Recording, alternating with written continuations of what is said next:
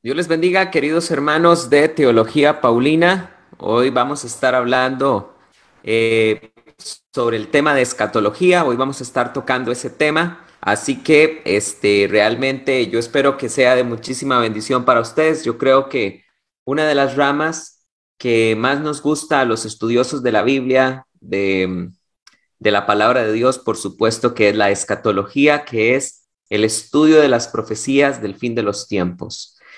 Así que hoy vamos a estar hablando sobre el arrebatamiento, vamos a estar hablando de qué enseñó Pablo con respecto a esta doctrina. Enseñó Pablo el pretribulacionismo, el mesotribulacionismo, el posttribulacionismo, ¿o qué fue lo que enseñó? Eso es lo que vamos a estar hablando el día de hoy. Como ustedes pueden saber, queridos hermanos, la postura del arrebatamiento ha sido una de las posturas más polémicas que tenemos hoy en día. El pueblo de Dios está dividido prácticamente en tres posturas. Están los pretribulacionistas que creen que el arrebatamiento será antes de los 7 años de la semana 70 del libro de Daniel. Hay otros que dicen que es a la mitad. A estos les llamamos mesotribulacionistas. Y están aquellos que enseñan que no hay un desfase entre el arrebatamiento y la segunda venida de Cristo, sino que son un solo evento y por lo tanto el arrebatamiento ocurriría con la segunda venida de Cristo en, en el mismo momento. Entonces a estos los llamamos post-tribulacionistas. Son los que enseñan que la iglesia atravesará todos los 7 años de tribulación y el Señor se llevará a su iglesia hasta el puro final de estos 7 años de tribulación. Antes de comenzar y empezar a mencionar qué es la escatología que Pablo nos desarrolló con respecto a este tema, yo quisiera dar como testimonio lo siguiente. Quisiera decir que los 2 años que he dedicado para estudiar las doctrinas de las sectas judaizantes me han hecho cambiar muchísimo mi pensamiento con respecto al tema del arrebatamiento. Eh, ¿A qué me refiero con esto? Si ustedes ven programas míos de los canales de YouTube, podrán ver que tengo varios programas y varios estudios donde enseño el pretribulacionismo. Y hoy en día yo no he cambiado mi postura escatológica. Creo que toda la evidencia apunta hacia el pretribulacionismo. Sin embargo, yo debo admitir, y esto es donde yo quiero comenzar hoy este estudio, yo debo admitir que cualquiera que estudia la teología de Pablo con respecto a este tema, y es muy importante estudiar a Pablo porque la doctrina del arrebatamiento es prácticamente exclusiva del apóstol Pablo. Si no fuera por algunas expresiones de Jesús en Mateo capítulo 24 y Lucas capítulo número 21, donde el Señor dice: dos estarán en el campo, uno será tomado y uno será dejado. Dos estarán moliendo, uno será tomado, otro será dejado. Dos estarán en una cama, uno será tomado, otro será dejado. O inclusive tal vez pensando en una interpretación que le podamos dar a la parábola de las 10 vírgenes, si no fuera por esas menciones de Jesús en Mateo capítulo 24 y Lucas capítulo número 21, prácticamente podríamos decir que la doctrina del arrebatamiento es exclusiva del apóstol Pablo, prácticamente. Nosotros no encontramos a Pedro hablando con exhaustividad de la doctrina del arrebatamiento, ni encontramos al apóstol Juan, a pesar de que el apóstol Juan escribió el Apocalipsis, tampoco lo vemos a él dentro del Nuevo Testamento desarrollando la doctrina del arrebatamiento. Tampoco aparece en la carta de Judas, ni tampoco encontramos a Santiago, el medio hermano del Señor, en su carta hablando sobre el tema del arrebatamiento. Así que prácticamente la doctrina del arrebatamiento está plasmada y enseñada con toda exhaustividad dentro de las cartas paulinas. Por eso es que podría decirse que prácticamente la doctrina del arrebatamiento es una doctrina paulina. La doctrina del arrebatamiento no aparece en el Antiguo Testamento. Nosotros no encontramos un solo profeta hebreo hablando acerca del arrebatamiento. Es verdad que encontramos en la Biblia el arrebatamiento de Enoc y el arrebatamiento de Elías, pero fuera de esos eventos no encontramos que se profetice sobre un arrebatamiento. No encontramos esa doctrina desarrollada por los profetas hebreos. Por eso es que es muy importante este programa que vamos a hablar hoy. Este programa se titula ¿Qué enseñó Pablo acerca del arrebatamiento? Es un tema muy importante porque es una doctrina que prácticamente es propia de él. Y lo primero que tenemos que decir con respecto al arrebatamiento, tal vez ustedes están esperando que yo diga, bueno, ¿qué enseñó Pablo? Según el pastor José Carlos, ¿qué enseñó Pablo? Pablo era pretribulacionista, Pablo era mesotribulacionista, Pablo era posttribulacionista. Tal vez ustedes están esperando que yo ponga a Pablo en en una de estas tres corrientes de escatología. Y lo cierto es que Pablo no desarrolló nunca con exhaustividad cuándo ocurrirá el arrebatamiento en relación con la semana 70. ¿Me escucharon? Pablo no enseñó ese tema. O sea, cuando nosotros queremos hablar de una postura pretribulacionista, mesotribulacionista y posttribulacionista, tenemos que reconocer que no hay un solo pasaje en toda la teología paulina donde Pablo esté hablando de la semana 70 y donde Pablo esté desarrollando en qué momento de la semana 70 ocurrirá el arrebatamiento. Cualquiera que tiene un corazón sincero y que ha estudiado con profundidad la doctrina paulina, sabrá que lo que yo estoy diciendo es verdad. Uno puede decir, no, pero mire que si uno lee aquí, tal vez esto apunta al pretribulacionismo, esto apunta al meso o al posttribulacionismo. Digan lo que quieran. El punto es que cuando vamos a tratar de definir en qué momento ocurrirá el arrebatamiento, lo tenemos que inferir, tenemos que armar un caso a pedazos, porque Paulo no desarrolló ese tema con exhaustividad.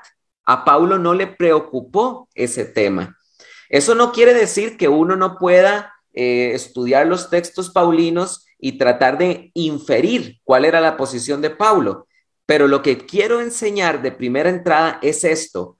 Paulo en ninguno de sus 13 escritos, en ninguna de sus 13 cartas, inclusive si incluyéramos Hebreos como un escrito paulino, en ninguno de los escritos paulinos vamos a encontrar que Paulo esté preocupado por desarrollar ese tema. ¿Ok? Entonces, lo que yo estoy queriendo decir con esto, queridos hermanos, es que nosotros lo que realmente debemos aprender de qué fue lo que Pablo enseñó sobre el arrebatamiento son 4 doctrinas fundamentales. Hoy vamos a estar hablando que Pablo enseñó 4 doctrinas fundamentales con respecto al arrebatamiento, pero Paulo no habló en ningún momento de cuándo ocurrirá. Yo solamente quiero recurrir a algunos argumentos que usan los postribulacionistas, los mesotribulacionistas y que usan los pretribulacionistas como para tratar de armar un caso a favor de cuándo ocurrirá el arrebatamiento. Veamos cuáles son algunas de los argumentos que se utilizan. Veamos cuáles son algunos de los argumentos que se utilizan.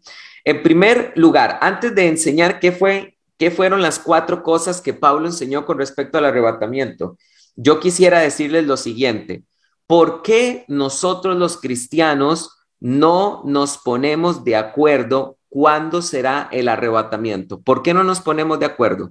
Por una simple razón. No nos ponemos de acuerdo porque no hemos logrado definir cuándo comenzará la ira de Dios.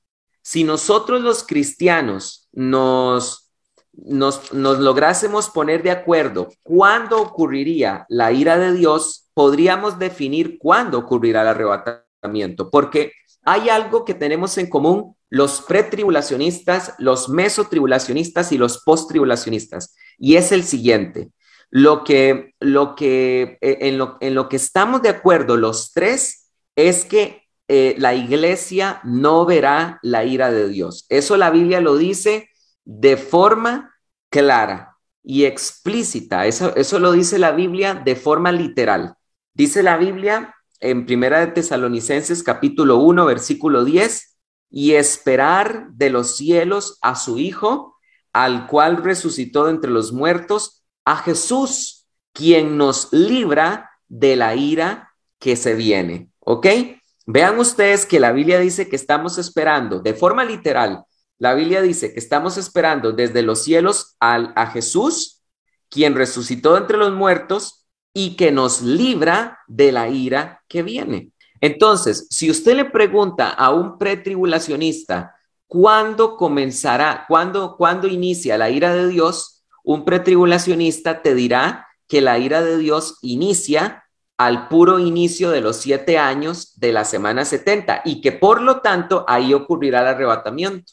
Si usted le pregunta a un mesotribulacionista te dirá que la ira de Dios comienza a la mitad con la abominación desoladora y que a partir de ahí ocurrirá el arrebatamiento porque ahí inicia la ira de Dios. Y si usted le pregunta a un post-tribulacionista, todos los 7 años de tribulación no es lo mismo que la ira de Dios. Para el post-tribulacionista, los 7 años de tribulación son una cosa y es hasta el puro final de la tribulación donde va a comenzar la ira de Dios y por lo tanto para un post-tribulacionista el arrebatamiento sería hasta el puro final de los 7 años de tribulación porque es hasta que terminen los 7 años de tribulación donde vendrá inmediatamente la ira de Dios. ¿Ok?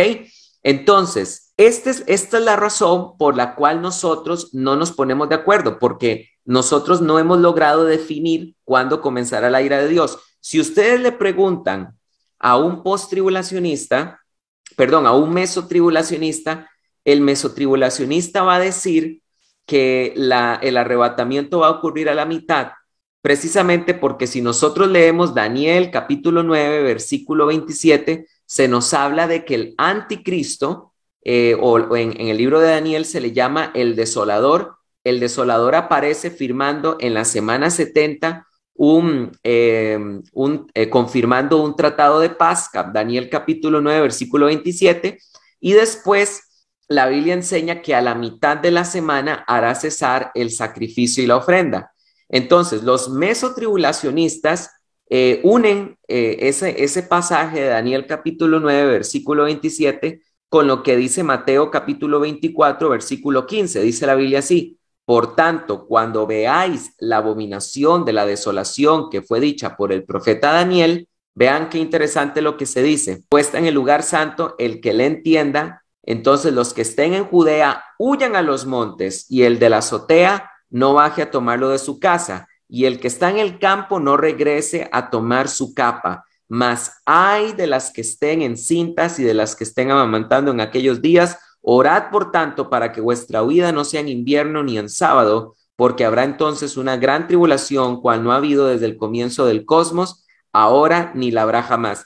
Vean ustedes que hablando de la abominación desoladora, después la Biblia en el versículo 21 utiliza la palabra gran tribulación, y es acá donde los mesotribulacionistas ven un reflejo de que aquí comienza la ira de Dios y aquí debería ocurrir el arrebatamiento. Ahora, si nosotros le preguntáramos a un postribulacionista, el postribulacionista más bien va a apelar a Mateo 24, del 30 en adelante, donde parece de que cuando el Señor aparece es cuando Él envía a sus ángeles a recoger a los escogidos que están en los 4 puntos cardinales de la tierra. Un postribulacionista te leería Mateo capítulo 24, versículo 30 y te diría esto: entonces aparecerá en el cielo la señal del Hijo del Hombre. Aquí se está hablando de la parusía, de la aparición visible de Cristo, y todas las tribus de la tierra se lamentarán entonces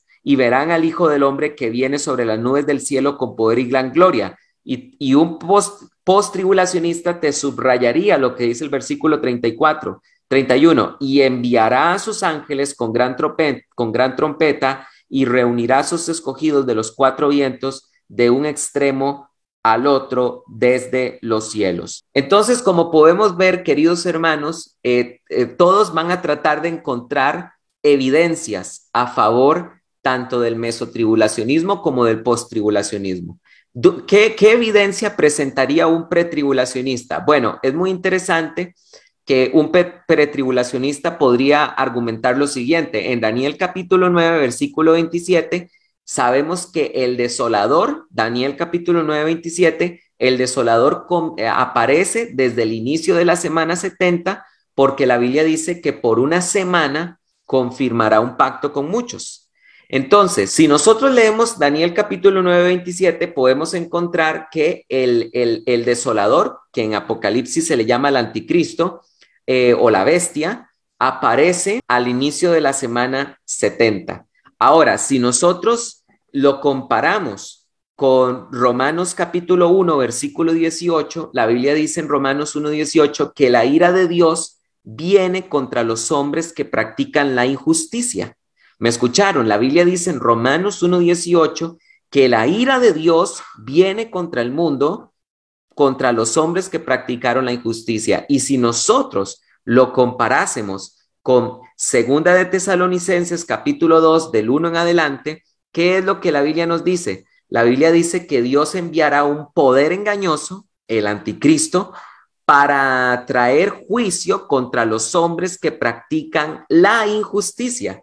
Entonces, este sería un argumento de un pretribulacionista, tratar de hacer entender que el anticristo está desde el inicio de la semana 70, que la ira de Dios viene contra los hombres que practican la injusticia y que el anticristo es un objeto de la ira de Dios. Por lo tanto, ahí un pretribulacionista presentaría esa evidencia para poder decir que el arrebatamiento ocurre al puro inicio de la semana 70. Sin embargo, vean ustedes que tanto la evidencia mesotribulacionista a la que he utilizado como ejemplo o la evidencia postribulacionista que he mencionado o esta que acabo de mencionar, pretribulacionista, vean ustedes que toda esta evidencia, aparente evidencia, carece de literalidad, porque no encontramos un pasaje en el que se esté hablando de cuándo ocurrirá la semana 70, sino que nosotros tratamos de inferir de que el pasaje insinúa cierta postura pretribulacionista o mesotribulacionista o posttribulacionista, pero lo cierto es que no encontramos a Pablo nunca escribiendo en ningún lugar cuándo ocurrirá el arrebatamiento con relación a la semana 70. Esto es algo muy importante que nosotros tenemos que aprender, porque Pablo desarrolló doctrinas exhaustivas. ¿Me oyeron? Voy a dar algunos ejemplos de doctrinas exhaustivas. Por ejemplo, la doctrina de la justificación está desarrollada exhaustivamente en Romanos capítulo número 5. Ahí puedes encontrar la doctrina de la justificación con toda exhaustividad de parte de Pablo. La doctrina de la resurrección de los muertos, primera de Corintios capítulo 15. Ahí vas a encontrar a Pablo desarrollando cómo resucitarán los muertos exhaustivamente en primera de Corintios capítulo 15. La divinidad de Cristo, Pablo la desarrolló en Hebreos capítulo número 1. Ahí todo Hebreos capítulo 1 es una apologética a favor de la divinidad de Cristo y de la Trinidad. Entonces, ahí puedes encontrar en Pablo pasajes exhaustivos donde él desarrolló doctrinas fundamentales. Otra doctrina fundamental, el papel de Israel en el nuevo pacto, Romanos capítulo 9, Romanos capítulo 10, Romanos capítulo 11. Esas son doctrinas exhaustivas de Pablo, pero cuando nosotros nos preguntamos cuál fue la opinión de Pablo de cuándo ocurrirá el arrebatamiento en la semana 70, hay un completo silencio de parte del apóstol Pablo y no nos queda más que inferir. Y yo hoy en día creo que esta es una doctrina secundaria. Es secundaria precisamente porque no está escrita exhaustivamente ni claramente dentro de la Biblia. Y este es uno de los problemas que tenemos con los judaizantes, que a los judaizantes les encanta enseñar y hacer interpretaciones de la Biblia que los apóstoles nunca desarrollaron. Y por eso es que mi estudio contra las doctrinas judaizantes me ha hecho ser más sobrio con respecto a una postura del arrebatamiento. Yo vuelvo a repetir, yo soy pretribulacionista y creo en el pretribulacionismo, pero yo no puedo asegurar, ni enseñar, ni dogmatizar en qué momento ocurrirá el arrebatamiento, porque no es una doctrina explícita en la Biblia. Ahora, ¿qué fue lo que Pablo enseñó con el arrebatamiento? 4 cosas él enseñó sobre el arrebatamiento. Por favor, apunten ustedes qué fue lo que Pablo sí enseñó sobre el arrebatamiento. Nosotros hemos estado muy preocupados por saber cuándo ocurrirá. Y esa fue una doctrina que Pablo no desarrolló. Esa fue una doctrina que a Pablo no le importó. Pero dentro de la teología paulina podemos encontrar 4 cosas que Pablo sí plasmó exhaustivamente sobre este tema. Así que antes de estar tratando de saber algo que Pablo no desarrolló sobre la doctrina del arrebatamiento, preocupémonos por entender qué fue lo que él sí desarrolló con claridad, con literalidad y con exhaustividad con respecto a esta doctrina tan importante. Así que yo los voy a invitar para que ustedes vayan conmigo a Primera de Tesalonicenses, capítulo 4, versículo 13 al 18, y vamos a descubrir las 4 doctrinas de Pablo con respecto al arrebatamiento. ¿Ok? Vamos a leer. Dice la Biblia así: tampoco queremos, hermanos, que ignoréis acerca de los que se duermen, para que no os entristezcáis como los demás que no tienen esperanza. Porque si creemos que Jesús murió y resucitó, así también Dios traerá con él a los que durmieron en Jesús. Porque os decimos esto en palabra del Señor, que nosotros, los que estemos vivos, los que quedamos hasta la venida del Señor, de ningún modo predeceremos a los que durmieron, porque el Señor mismo, con voz de mando, con voz de arcángel y con trompeta de Dios, descenderá del cielo, y los muertos en Cristo resucitarán primero. Después nosotros, los que estamos vivos, los que quedamos, seremos harpazo, arrebatados simultáneamente con ellos en las nubes al encuentro del Señor en el aire, y así estaremos siempre con el Señor. Por tanto, consolaos los unos a los otros con estas palabras. Acá nosotros, queridos hermanos, podemos encontrar lo siguiente. ¿Cuáles son las doctrinas fundamentales paulinas con respecto al arrebatamiento? Primera doctrina, pongan mucha atención. Primera doctrina, lo que Pablo sí enseñó con toda literalidad es que un día ocurrirá un evento en donde el Señor resucitará a los muertos en Cristo.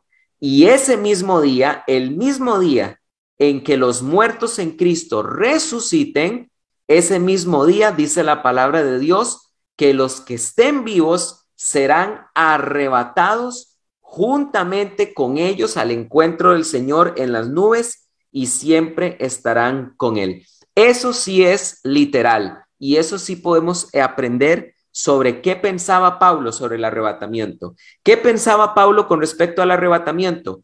Que iba a haber una generación que no iba a conocer la muerte. Porque vean lo que dice Pablo, versículo 17.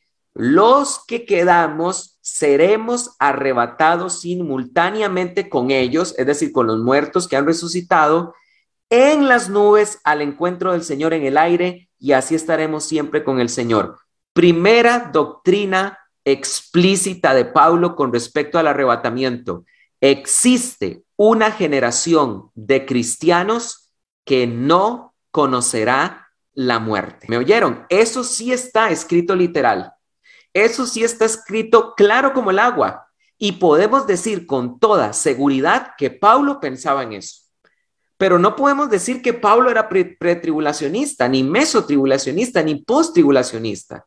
Porque para armar un caso con respecto a ese tema, tenemos que andar armando el tema a pedazos como las doctrinas judaizantes. Y hoy en día yo no estoy muy de acuerdo con eso. Entonces podemos ver que Pablo pensaba como primera doctrina fundamental que existiría una generación que no conocería la muerte. Y no solo eso, sino que en relación con eso, vamos a ver la segunda doctrina de Pablo.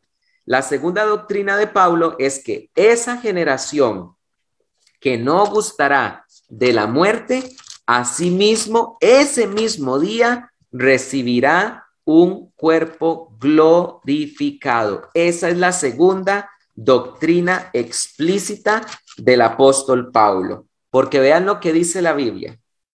Pablo está hablando acerca de la resurrección de los muertos y está hablando acerca de cómo resucitarán los muertos. Dice Pablo en el versículo 35, pero dirá alguno, ¿cómo son resucitados los muertos? ¿Con qué clase de cuerpo vienen? Insensato, lo que tú siembras no es vivificado, sino muere. Y lo que siembras, no siembras el cuerpo que llegará a ser, sino un grano desnudo, de trigo o de algún otro. Pero Dios le da un cuerpo como Él quiere y a cada una de las semillas su propio cuerpo. No toda carne es la misma, sino que una es humana, otra carne de bestias, otra carne de aves y otra de peces. Y hay cuerpos celestiales y cuerpos terrenales, pero una en verdad es la gloria de los celestiales y otra es la gloria de los terrenales. Una es la gloria del sol y otra es la gloria de la luna y otra es la gloria de las estrellas, porque una estrella difiere en otra en gloria. Así también es la resurrección de los muertos. Se siembra en corrupción, pongan mucha atención. Así también es la resurrección de los muertos. Se siembra en corrupción, resucitan en corrupción. Se siembra en humillación, resucita en gloria. Se siembra en debilidad, resucita en poder. Se siembra cuerpo animal, resucita cuerpo espiritual. Si hay cuerpo animal, hay también espiritual. Así también está escrito, el primer hombre, Adán, llegó a ser alma viviente, el postrer Adán, un espíritu vivificador. Y aquí Pablo va a hacer una alegoría entre Adán, alma viviente, y el segundo Adán, Jesucristo, espíritu vivificador, porque Pablo escribe en el versículo 46, pero no es el primero lo espiritual, sino el animal, luego lo espiritual. El primer hombre, es decir, Adán, sacado de la tierra, es terrenal. El segundo hombre, es decir, Jesucristo, venido del cielo, como el terrenal, así también los terrenales, y como el celestial, así también los celestiales. Y así como vestimos la imagen del terrenal, o en otras palabras, y así como ahorita vestimos la imagen de Adán, vistamos también la imagen del celestial, es decir, de Jesucristo. Pero esto digo, hermanos, la carne y la sangre no heredará el reino de Dios, ni la corrupción heredará la incorrupción. Entonces, podemos ver, queridos hermanos, podemos ver que la primera doctrina fundamental de Pablo con respecto al arrebatamiento es que habrá una generación de cristianos que no conocerá la muerte. Y la segunda doctrina fundamental del apóstol Pablo es que ese mismo día los muertos en Cristo resucitarán primero.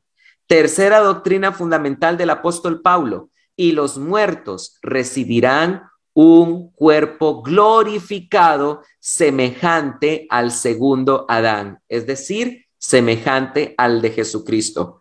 Vean ustedes que Pablo vuelve a afirmar en el versículo 51 y 52 la idea de que habrá una generación de cristianos que no conocerá muerte. Dice la Biblia en el versículo 51, he aquí os digo un misterio, no todos dormiremos, pero todos seremos transformados. ¿Se dan cuenta? En estos versículos, Pablo está resumiendo las tres doctrinas. Habrá una generación que no conocerá muerte, los muertos resucitarán. Tercer lugar, los muertos y los vivos recibiremos una transformación de un cuerpo incorruptible a un cuerpo, de un cuerpo corruptible a un incorruptible, de un cuerpo de vergüenza a un cuerpo de gloria, de un cuerpo semejante al Adán terrenal a un cuerpo semejante al Adán celestial. ¿Y qué es lo que dice Pablo en los versículos 51 y 52? Dice Pablo, he aquí os digo un misterio, no todos dormiremos, pero todos seremos transformados.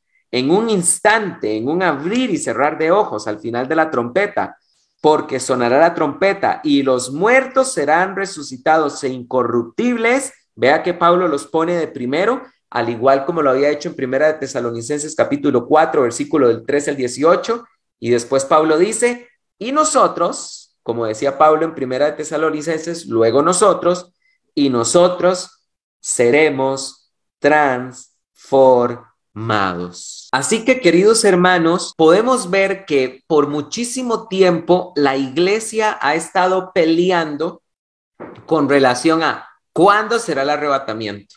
Y hemos generado división. Y aquí están los del pretribulacionismo, y aquí están los del mesotribulacionismo, y por allá los del posttribulacionismo. Y si yo soy pretribulacionista, yo no invito a predicar a mi iglesia ningún posttribulacionista y viceversa. Y hemos hecho una división absurda. Y perdónenme que vaya a decir la palabra, y tonta, estúpida, porque ¿por qué tenemos que arraigarnos y dogmatizar cosas que Pablo no escribió con literalidad? Porque como vuelvo a repetir, Pablo no desarrolló en qué momento de la semana 70 ocurrirá el arrebatamiento, pero estas tres doctrinas que yo acabo de enseñar o que acabo de mencionar, porque ni siquiera las ocupo interpretar, están escritas de forma literal. Esto es un patrimonio de todos nosotros los cristianos y son noticias, son muy buenas noticias. Habrá una generación que no conocerá muerte y todo cristiano debe estar a la expectativa de que seamos esa generación. También podemos entender que, segunda doctrina, los muertos resucitarán ese día. Tercer lugar, todos los muertos y los que estemos vivos para el momento del arrebatamiento, pasaremos de un cuerpo mortal a un cuerpo inmortal. Esas doctrinas sí están claramente explícitas y eso refleja claramente el pensamiento de Pablo. Pablo sí pensaba eso. Queridos hermanos, ¿saben ustedes que yo un día de estos, ayer tuve la oportunidad de conversar con mucho respeto con una persona adventista que me escribió a la página y me subió ahí una foto del Papa Francisco y unas frases ahí que decía que la Iglesia Católica tiene el poder de cambiar el día, tenía el poder para cambiar el día de adoración de sábado a domingo. Yo no sé para qué me puso eso. Entonces yo le contesté, bueno, allá ellos, los católicos, lo que digan, yo no soy católico. Y entonces esta persona adventista me decía, pero usted también sigue a Roma, porque usted también cambió el día de adoración. Y yo le pregunté a esta adventista, le hice esta pregunta con mucho amor y le hice esta pregunta, ¿me puedes decir qué pasaje de la Biblia dice de forma literal que el Shabbat o el domingo son el día de adoración? ¿Dónde está escrito en la Biblia que el Shabbat es el día de adoración o el domingo? Ninguno de los dos días. La Biblia no dice eso de ninguno de los dos días. Y entonces él intentó presentarme algunos pasajes. Me mostró, por ejemplo, Génesis 2, del 1 al 3, donde dice la Biblia que Dios en 6 días hizo la labor de toda la creación y que en el séptimo día Dios descansó y lo santificó. Amén y amén y amén. Pero ahí no dice la Biblia que el séptimo día es día de adoración. Y yo le decía a este hermano, una cosa es lo que el texto dice y otra cosa es lo que tú quieres que el texto diga. Y saben ustedes que este adventista con mucha humildad reconoció que no tenía un solo pasaje con el cual demostrar que el sábado es el día de adoración, tampoco el domingo. Entonces, ¿por qué existen las sectas?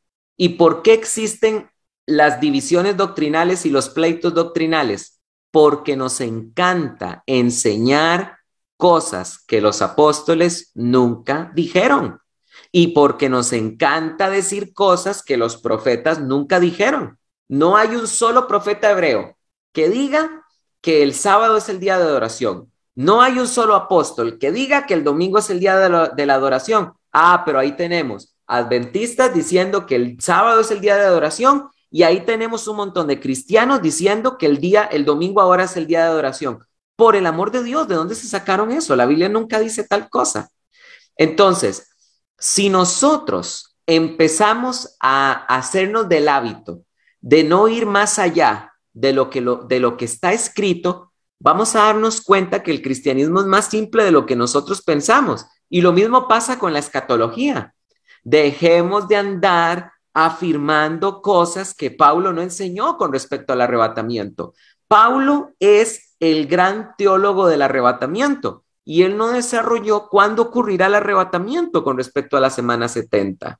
Si tú quieres tener una postura como la tengo yo, tenla, pero no dogmatices y no satanices al que tiene otra postura, porque esa no es una doctrina explícita y no podemos hacer eso con doctrinas explícitas, por el amor de Dios.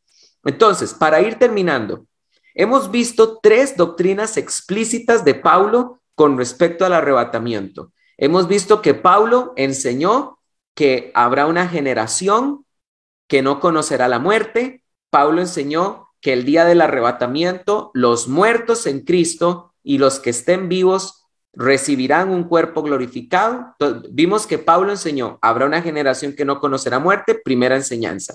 Segunda enseñanza, ese mismo día también los muertos resucitarán. Tercera enseñanza, tanto muertos como vivos recibirán un cuerpo incorruptible. Cuarta enseñanza, ¿sabían ustedes que en la Biblia, después de Satanás, el más grande enemigo de Dios que se presenta en la Biblia es la muerte? El espíritu de la muerte con mayúscula. Porque la muerte, en la Biblia hay muchos tipos de muerte. Está la muerte biológica y también está la muerte espiritual y está el espíritu de la muerte.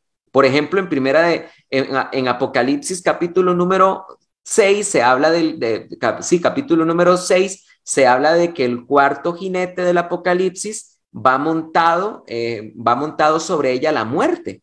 La muerte es un espíritu. Y Pablo enseñó que el día del arrebatamiento será el día de la gran humillación para el espíritu de la muerte. Esta es la cuarta doctrina de Pablo con respecto al arrebatamiento, porque vean lo que dice la Biblia en el versículo 53. Porque es necesario que esto corruptible, es decir, nuestro cuerpo, sea vestido de incorrupción, y esto mortal sea vestido de inmortalidad.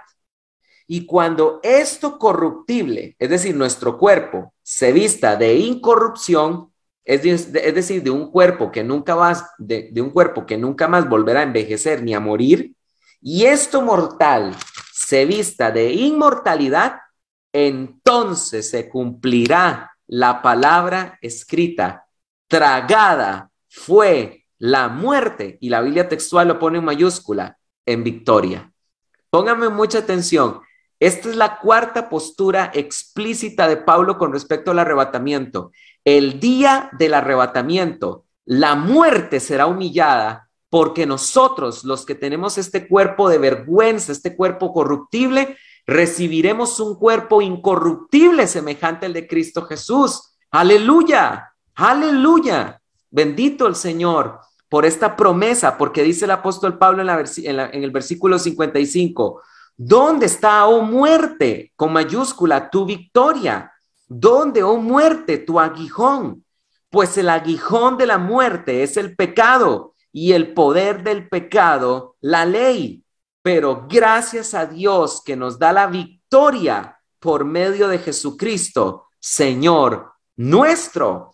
Esto es lo que nos tiene que importar del arrebatamiento, que el arrebatamiento es el día en que la muerte será avergonzada por la victoria que Cristo nos dará, porque Cristo nos dará un cuerpo incorruptible, como Él ya tiene un cuerpo incorruptible.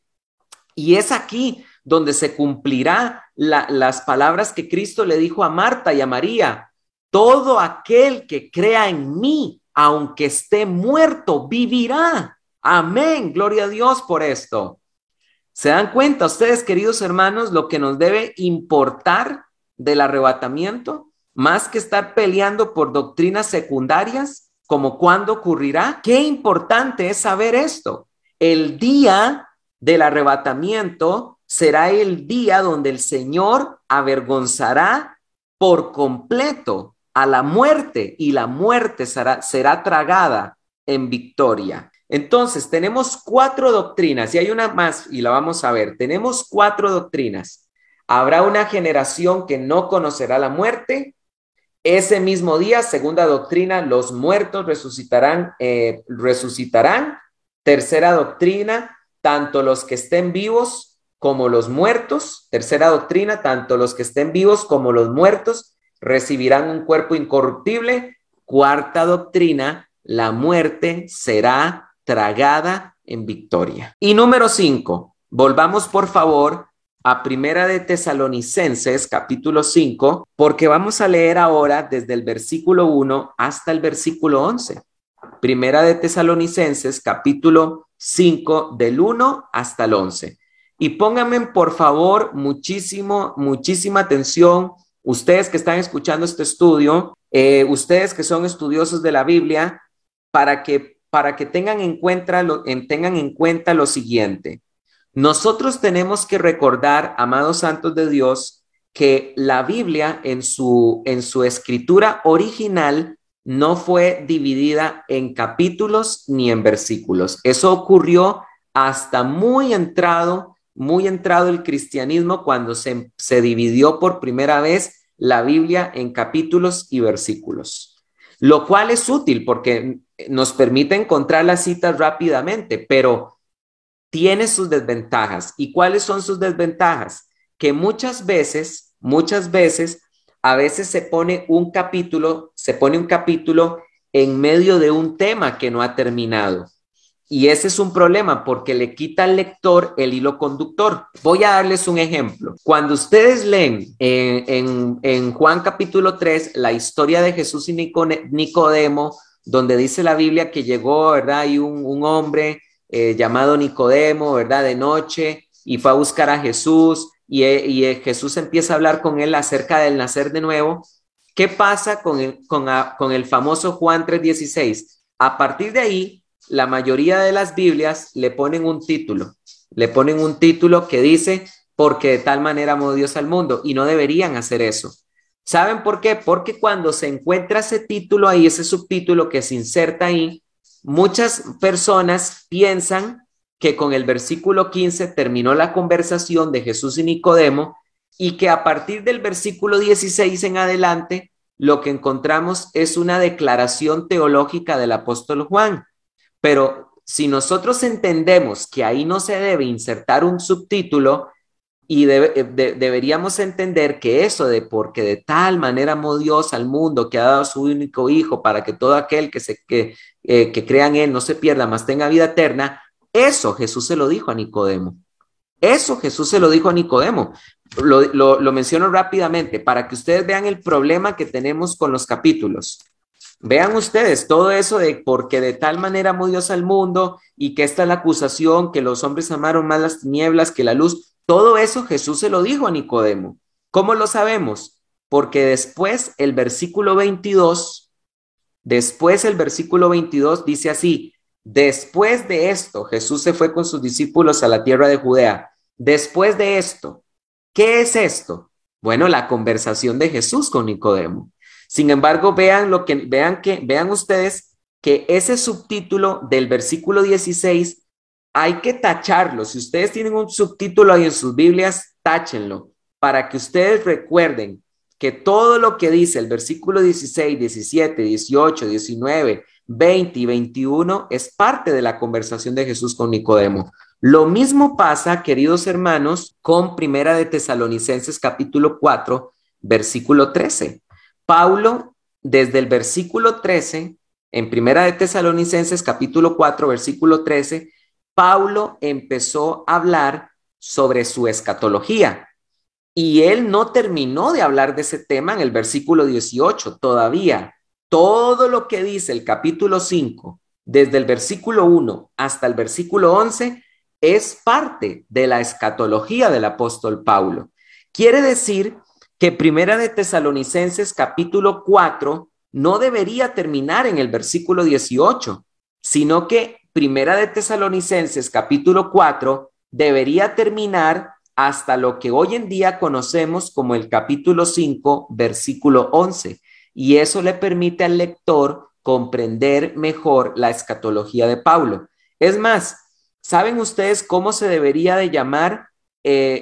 ¿Cuál debería ser entonces el subtítulo que debería de tener Primera de Tesalonicenses capítulo 4, del 13 al 18, sumándose todo el capítulo 1, desde el verso 1 hasta el verso 11. ¿Saben cómo debería llamarse?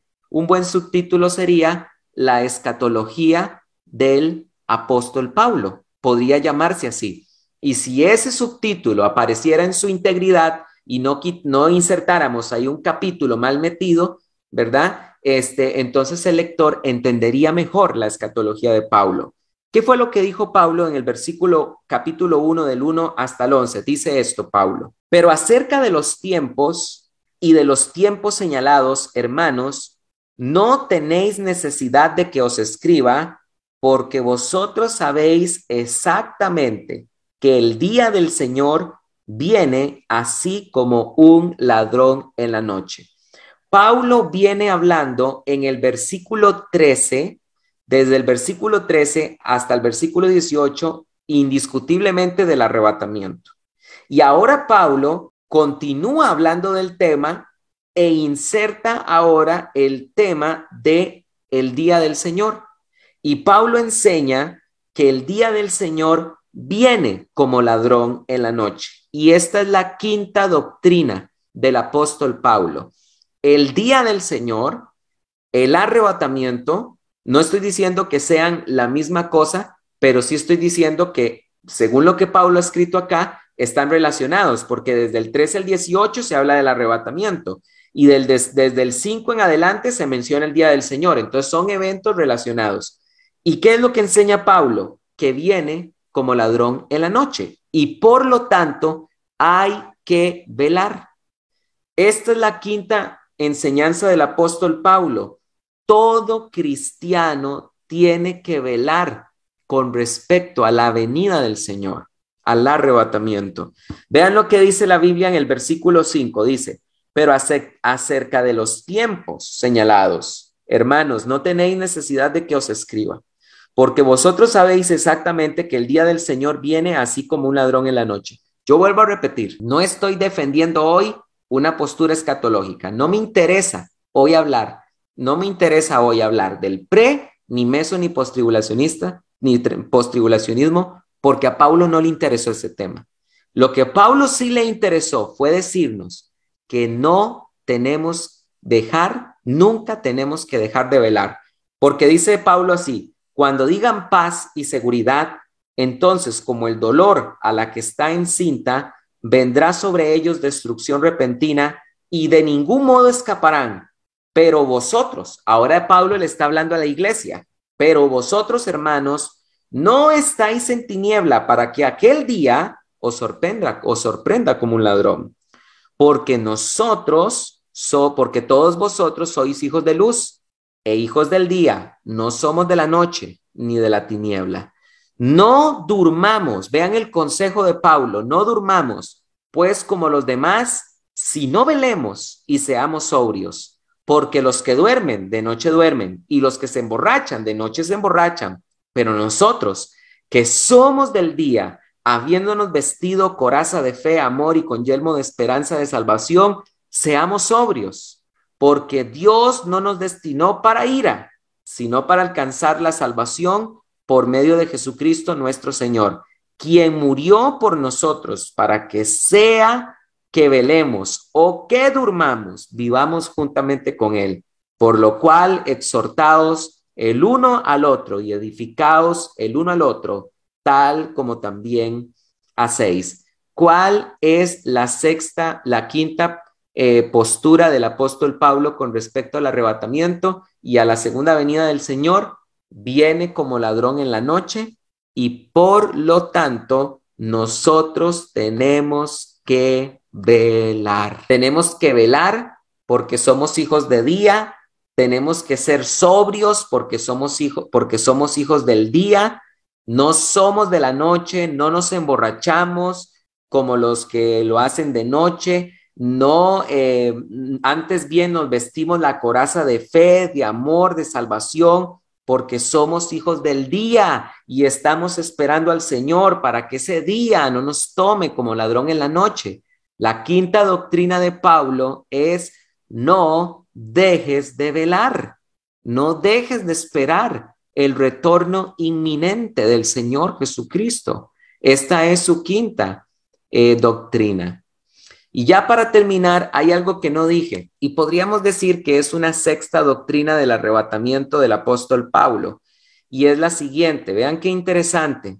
Pablo, en Primera de Tesalonicenses, capítulo 4, versículo 16, dice: porque el Señor mismo, con voz de mando, con voz de arcángel, con trompeta de Dios, descenderá del cielo, y los muertos en Cristo resucitarán primero.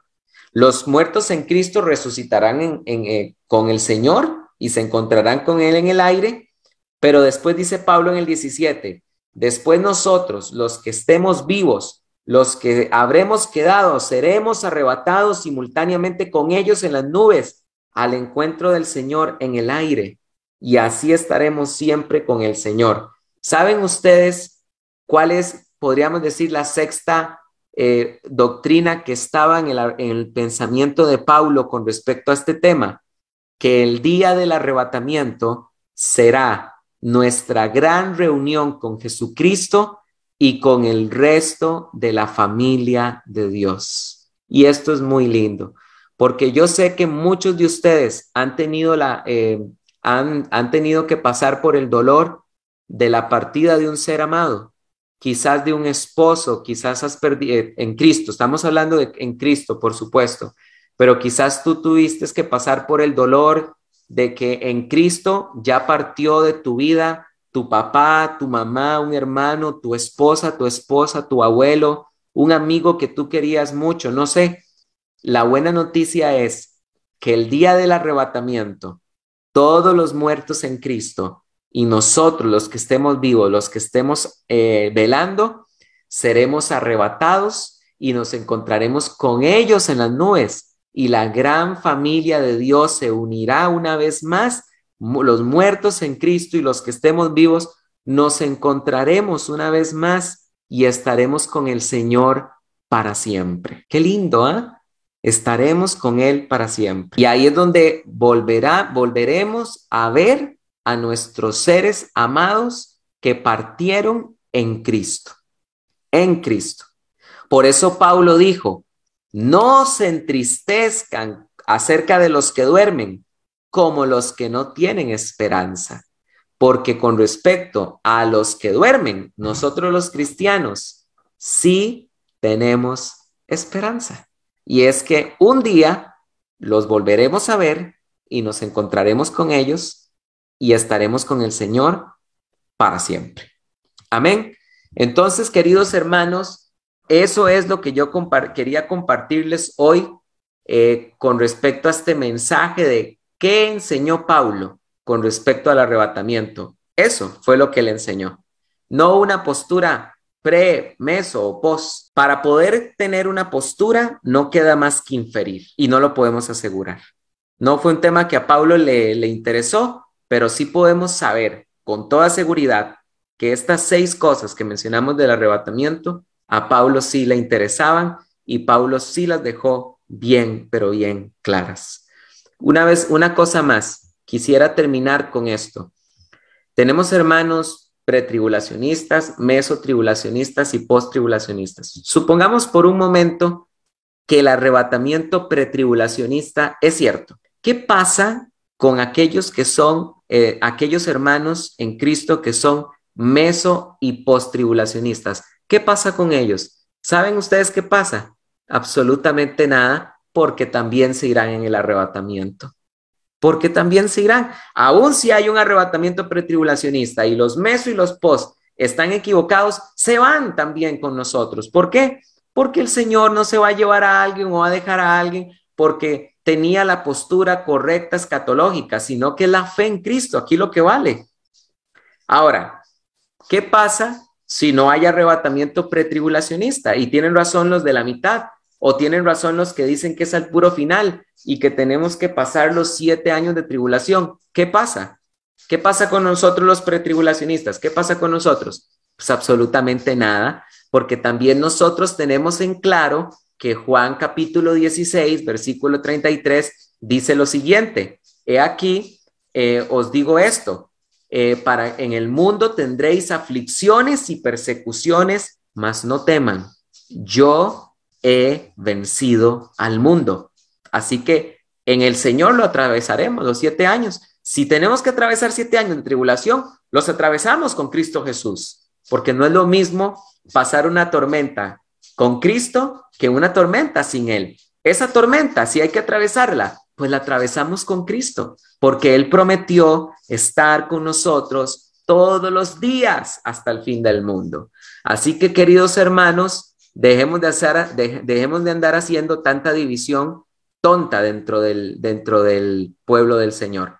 Queridos hermanos, me despido. Espero que este estudio les haya servido. Que Dios los bendiga y que tengan mucha paz. Y no lo olviden, nunca dejemos de velar.